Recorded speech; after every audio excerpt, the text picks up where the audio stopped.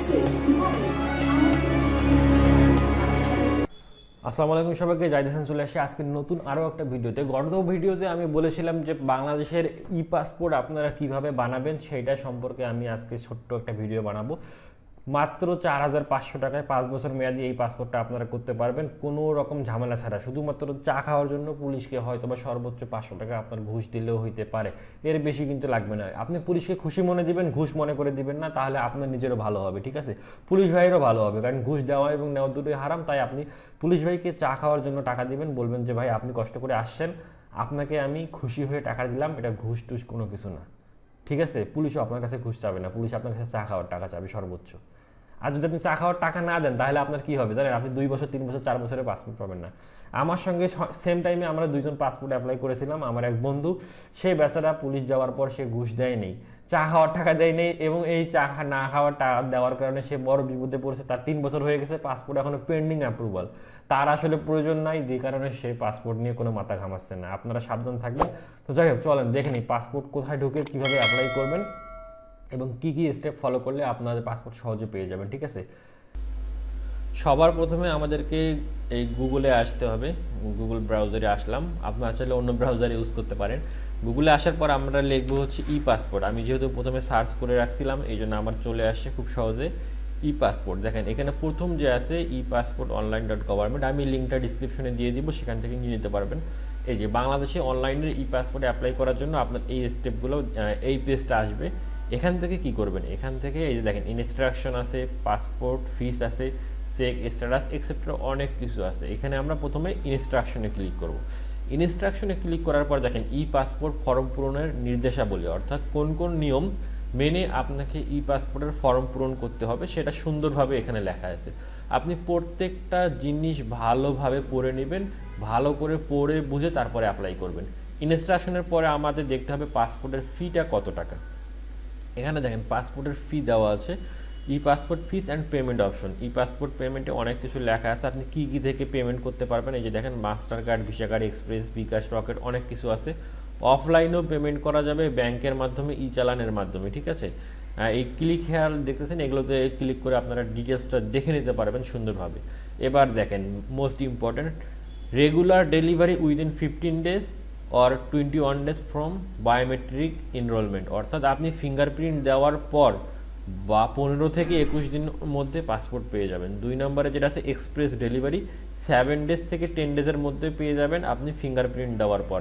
Super express within 2 working ডেসে আপনি পেয়ে যাবেন আপনার বায়োমেট্রিক বা হচ্ছে ফিঙ্গারপ্রিন্ট দেওয়ার পর। এই 3টা সিস্টেম বাংলাদেশে এখন অ্যাভেলেবেল আছে, ঠিক আছে?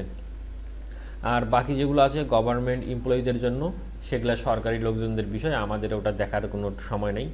এরপরে আমরা আসি e passport fees for inside Bangladesh including 15% VAT হচ্ছে রেগুলার ডেলিভারির ক্ষেত্রে 4,025 টাকা, express delivery 6,325, super express delivery 8,625 টাকা, ঠিক আছে? এটা হচ্ছে 48 পেজ 5 ইয়ার্স। 10 ইয়ার্সের জন্য এই যে এই অ্যামাউন্টগুলো লাগবে 48 পেজের। আবার হচ্ছে 64 পেজ 5 ইয়ার্স, যদি আপনার পেজ বেশি দরকার পড়ে তাহলে আপনি বাড়াই নিতে পারবেন, এই যে এখানে ফি দেওয়া আছে। আবার হচ্ছে 10 ইয়ার্সের 64 পেজের জন্য এখানে দেওয়া আছে। 10 ইয়ার্স সাধারণত কাদের লাগে? 10 ইয়ার্স নর্মালি লাগে হচ্ছে যে ইয়াদের জন্য যারা বিদেশে কাজ করে, অর্থাৎ ওয়ার্কিং ভিসায় যায়, তাদের জন্য 10 ইয়ার্স হলে বেটার অপশন। এবার হচ্ছে ই পাসপোর্ট ফিস বাংলাদেশ মিশনস জেনারেল অ্যাপ্লিকেন্টসের ক্ষেত্রে, এখানে দেখেন ইউএসডিতে দেওয়া আছে, যেটা হচ্ছে বাংলাদেশ মিশন জেনারেল অ্যাপ্লিকেন্টসদের জন্য, ঠিক আছে? এখানে ডিটেলস দেওয়া আছে আপনাদের। আরেকটা জিনিস, স্টুডেন্টস দেওয়া আছে, আবার হচ্ছে লেবারদেরও ক্ষেত্রেও দেওয়া আছে ডলারে, কার কত টাকা লাগবে না লাগবে, এই জিনিসটা ভালো করে পড়ে নেবেন, ওকে?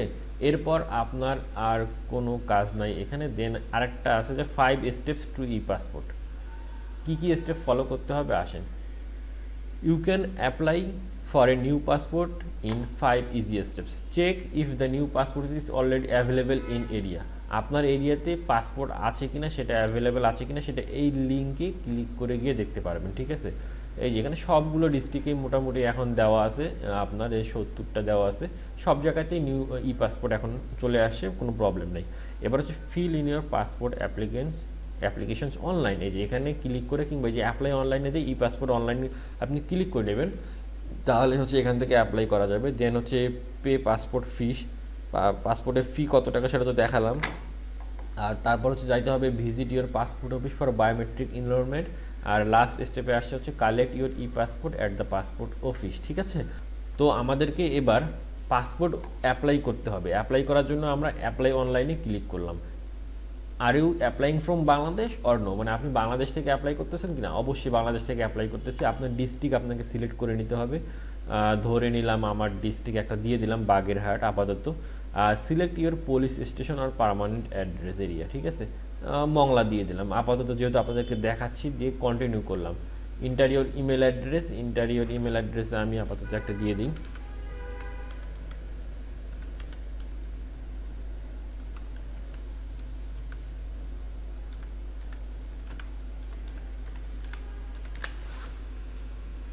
আই এম হিউম্যান দিয়ে কন্টিনিউ করে দিলাম। এখানে মোবাইল নাম্বার দিতে বলতেছে, আপনারা মোবাইল নাম্বার দিতে হবে।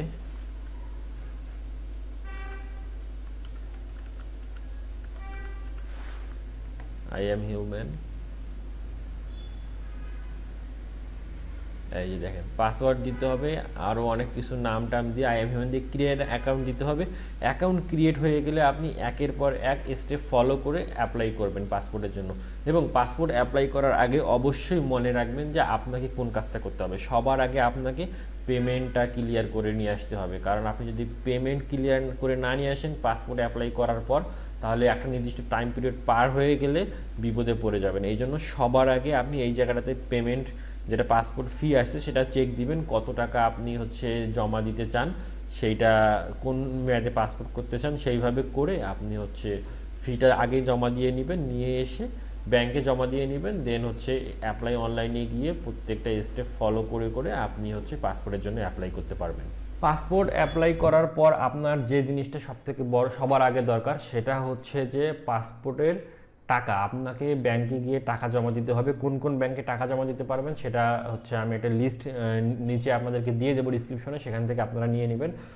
নর্মাল হচ্ছে এশিয়ান ব্যাংক নেয়, এশিয়া ব্যাংক এশিয়া, তারপর হচ্ছে সোনালী ব্যাংক, অগ্রণী ব্যাংক, এরকম বেশ কয়েকটা ব্যাংক যারা হচ্ছে পাসপোর্টের জন্য টাকা জমা নেয়। ঠিক আছে, সেইখানে আপনি পাসপোর্টের যে ফি আছে অনলাইনে চেক করে দেখবেন কত টাকা ফি দিতে হয়। সেইটা চেক দেওয়ার পর আপনারা হচ্ছে করবেন কি, আপনার এনআইডি কার্ড নিয়ে গিয়ে পাসপোর্টটা প্রথমে হচ্ছে এনআইডি কার্ডটা নিয়ে গিয়ে প্রথমে পাসপোর্টের ফিটা দিয়ে নেবেন। ফি দেওয়ার পর আপনি এসে বসবেন টেবিলে কম্পিউটারের সামনে এবং নিজে নিজে অ্যাপ্লাই করা শুরু করবেন। অ্যাপ্লাই করার ক্ষেত্রে প্রত্যেকটা স্টেপ বাই স্টেপ আপনি ফলো করবেন, তাহলেই হয়ে যাবে। আর যদি আপনি মনে করেন যে না আমি এক্সপার্ট না, বাইরে কাউকে দিয়ে করাই নিব, তাহলে ভাই আমার সঙ্গে যোগাযোগ করতে পারেন, আমি আপনাদেরকে সাহায্য করব, অথবা কোনো দোকানে গিয়ে করে নেবেন। খুব সহজে 1-150 টাকা খরচ করে অ্যাপ্লাই করতে পারবেন, কোনো সমস্যা হবে না। ঠিক আছে, আর মনে রাখবেন কেউ যেন কোনো সময়ের জন্য ভুল না করে। ঠিক আছে, তো যাই হোক, এই ছিল পুরো পাসপোর্টের ডিটেলসের ভিডিও। কীভাবে পাসপোর্টটা বানাবেন সেটা আপনাদেরকে একটু দেখানোর চেষ্টা করলাম। আর যারা যারা পাসপোর্ট অনলাইনে আবেদন করবেন অবশ্যই আবেদন করা শেষ করে 1বার 2বার 3বার 4বার রিচেক করে নেবেন আপনার এনআইডি ডেট, বার্থ সার্টিফিকেট যেটা আছে সে ডেট, সেগুলো সব ভালোভাবে ফলো করবেন, প্রত্যেকটা ইনস্ট্রাকশন ফলো করে পূরণ করবেন। কারণ আপনি যদি পরবর্তীতে পাসপোর্ট অফিসে ছবি তোলার দিন গিয়ে কোনো ঝামেলায় পড়েন এবং আপনার এনআইডি বা এই টাইপের কোনো পেপারের সাথে যদি পাসপোর্টে জমা দেওয়ার জন্য কোনো পেপারে মিল না থাকে, তাহলে তারা কিন্তু আপনার সাথে দুর্ব্যবহার করবে, আপনাকে তারাই দিবে, বলবে আবার গিয়ে অ্যাপ্লাই করে নিয়ে আসো, এটা একটা ঝামেলা আছে। তখন কিন্তু আবার টাকা দিলে সাথে সাথে তারা ঠিক করে দেয়। যদিও বা একটা অপশন থাকে যে কোনো যদি ভুল ছবি তোলার সময় ফাইনাল সাবমিশনের আগে যদি কোথাও কোনো ভুল থাকে, তাহলে পুলিশের পাসপোর্ট অফিসের কর্মকর্তা কর্মচারীগণ তাৎক্ষণিকভাবে সেটা ঠিক করে দিতে বাধ্য থাকিবে। কিন্তু আসলে তারা এটা করে না, তারা বলে আমরা কি এখানে তোমাদের এসব ঠিক করে দেওয়ার জন্য বসে আছি নাকি, যেটা আমাকে বলেছিল। যাই হোক, আমি বেঁচে গেছি একটুর জন্য, আপনারা হয়তো বা সেদিন বাঁচবেন না। তো আজকের মতো এই পর্যন্তই। পাসপোর্ট পেয়ে গেলে আমাকে অবশ্যই জানাবেন। আল্লাহ হাফেজ।